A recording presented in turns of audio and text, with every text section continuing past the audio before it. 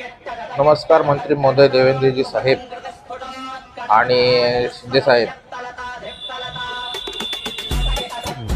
मला तुम्हाला काही गोष्ट सांगायची आहे. म्हणजे असे की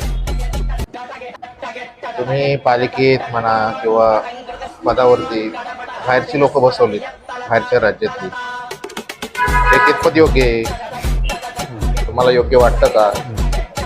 तुम्हाला असं वाटतं का की बाबा यांना तुम्ही आज नगरपालिकेवर तुम्ही बसवले, उद्या महापौर पण त्यांच्याच बसवतील आणि आमदार बी त्यांचाच होईल आणि एक दिवस मंत्री पण त्यांचाच होईल.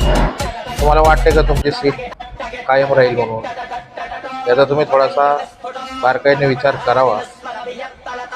कारण की सत्ता ही कायम टिकणारी गोष्ट नसते किंवा खुर्ची ही कायम टिकणारी गोष्ट नसते.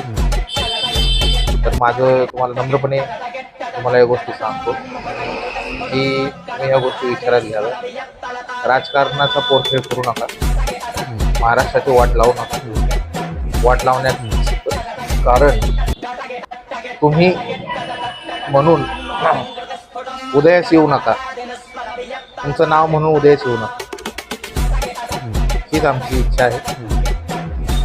जय हिंद, जय महाराष्ट्र. करा कष्ट आणि भोगा कष्टच.